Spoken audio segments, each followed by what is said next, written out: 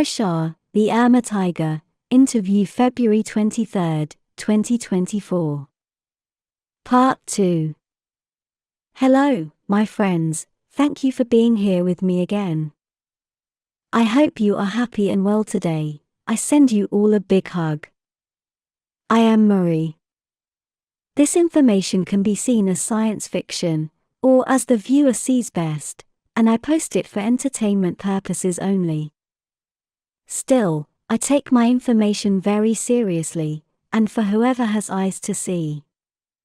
For those of you who are new here, Arishah, or Ari in short, is a 300 kilogram, over 3 meter tall Urmah orange tiger, who is one of the communications officers on board the starship Avyon 1, currently in low Earth orbit.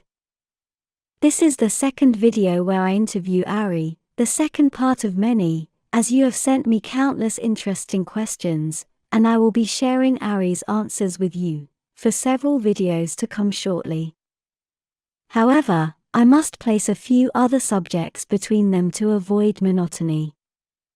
I must state that the translation, or processing from the language I use to communicate with Ari is mine, therefore you may notice the same wording I use, but I do my best to keep Ari's concepts as clear and direct as possible.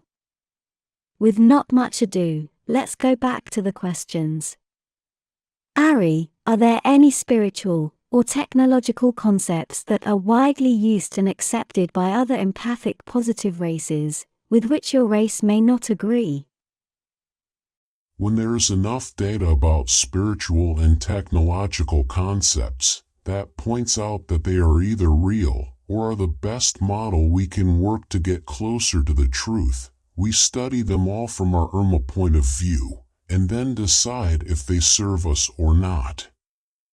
If a group of concepts is widely accepted as correct or real, it doesn't necessarily mean they are so, yet I can say that we mostly agree with the spiritual and scientific concepts and ideas used by most interstellar positive races.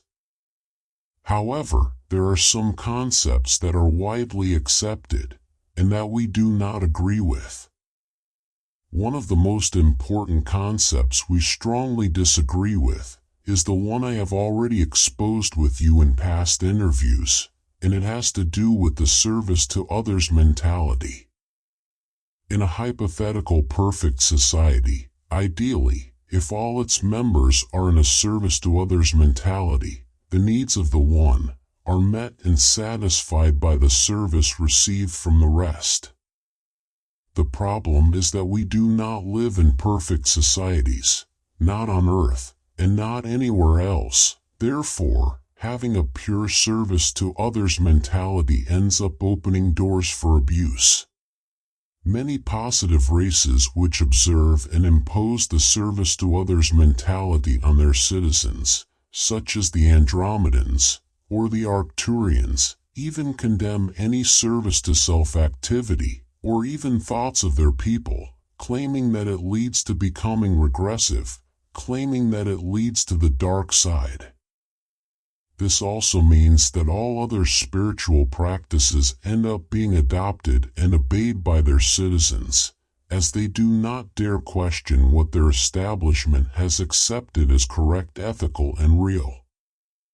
This causes everyone to think the same, even more as they end up following appointed spiritual leaders, who only repeat what others imposed on them as well. We do not agree with this mentality, and even less with that being imposed on their citizens, as it leads to developing strong feelings of inadequacy and even guilt, simply because one or another of their members wants to fulfill their own path while being alive, as if they did not have the right to exist as individuals. Therefore, we strongly believe that imposing service to others in an Andromedan compulsory way only hinders the spiritual growth and progression of its members. I may even go as far as to claim that it smells like spiritual communism, as that description will be easily understood by our friends and listeners on Earth.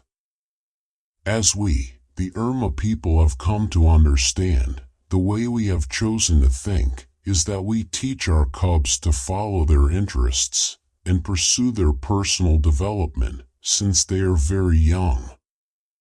And while we are at it, we teach them how we are all interconnected and that we are all one, and why.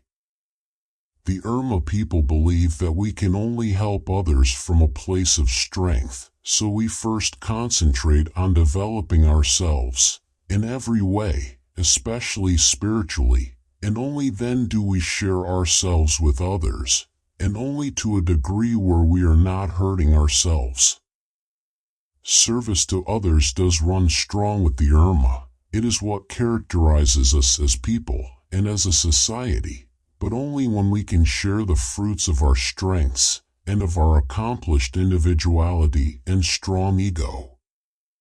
Other empathic positive races have a hard time understanding the Urmah way of thinking, many accusing us of being egocentric, when in fact the result of this feline mentality is a much stronger society and culture, where individuality is celebrated, as it strongly nourishes all its members, us all. In our society, no Urmah is in real need, as we are all there to give a helping hand to friends and family, feline or not, and we can help because we are always in a place of strength. Because we are the Urmah, and that says it all. Next question. You have said that we must not trust the Authorthans, understandably so, but what do you have to say about the Alpha Dracos? Especially about the ones in Earth's orbit now. Why should we trust them to be as positive as they say they are? Before you answer this question, let me remind my viewers that Alpha Dracos are full-blown interstellar dragons, which may be 15 meters tall, or more. They are several tons of fire-spitting lizards, and the head of a full-grown male can be as big as a Volkswagen Beetle. The mentality of the Alpha Draconians is very different from the Authorthan one. The Alpha Dracos, as a species, have always been characterized by a strong duality. They have always been either very negative or very positive since time immemorial. Alpha Draconians are not a unified, one-government culture and species. Although they may be genetically the same, they do not think the same, as some of their cultures have been based on exploitation, destruction, and terrorizing other people, while other Alpha Draco cultures have been characterized by being helpful and protectors of other species, especially when they are in need, or under the attack of regressive invasive races, which may also include regressive Alpha Draconians. The regressive Alpha Draconians have been kept at bay and under control, and their invasive expansion has been prevented and stopped by the action of only two races: the positive Alpha Dracos, and us, the Urmah. We have fought many battles against the regressive Alpha Draconians and their main minions, the smaller regressive Draconians, side by side with the positive dragons, and we have shed blood together. The very ultra-powerful, superb Galactic Federation, on its own, cannot stop the regressive Alpha Draconian Commonwealth, which is also part of the Orion Council. The positive Alpha Dracos have proven to be so. For ages, they have cooperated with the Urmah people in the eradication of their regressive counterparts many times. They are big, powerful lizards, but they know the meaning of honor and the value of their word.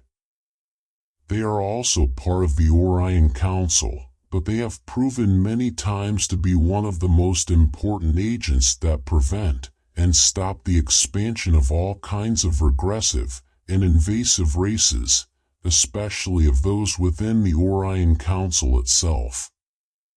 Furthermore, the Alpha Dracos, although of reptilian lineage, are empathic and highly emotional as a race, and this emotional factor is also why we can explain their being positive. Unlike the Atorthans, the positive Alpha Dracos have proven to be honorable people, and we have good diplomatic relationships with them, based on mutual respect. Thank you, Ari. Next question. Can an Atorthan and their strong telepathy invade an Urmah mind? When Atorthans want to invade a mind, to control it, they first may attempt to impose concepts directly and invasively, and if their victim is strong, they will then impose ideas making the subject believe it's their own thoughts. They tend to impose elaborate thought patterns on their victims, as if they were theirs, all to lead their minds to think that they have arrived at conclusions, following their own logic. This is a highly unethical and manipulative strategy, but for it to work, the victim must have doubts of their own, weak points in their own personality, and in their frame of ideas, values, and ethics. The victim must first doubt its capacity to decide, and to see right from wrong. The Atorthans exploit those holes in their victim's personality. Holes that exist because of the victim's lack of a healthy personal frame, strong doubts in their capacity to make decisions and to discern ethics, and self-knowledge. The Urmah have a very strong personal frame, and our ethics and values are well established and solid. The Atorthans are very dangerous because they mentally exploit the weaknesses of their victim's mind, but Urmah are strong everywhere, especially in the mind. We do not become overconfident when dealing with Atorthans, but I would say that invading an Urmah mind would be their most difficult challenge, and I doubt they can do so. And that is why we know them for who they are, because they cannot brainwash us with their supposed positive agenda and pro-Orion propaganda. This is yet another example of why it is so important to grow a strong ethical, spiritual frame and ego, and only share what you can from that place of power. Thank you, Ari.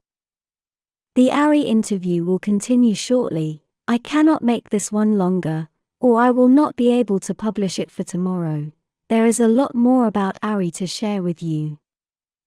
Thank you for watching my video, and for liking, sharing and subscribing. I appreciate it a lot.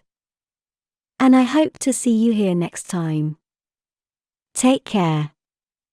With much love, your friend, Mari Swaruu.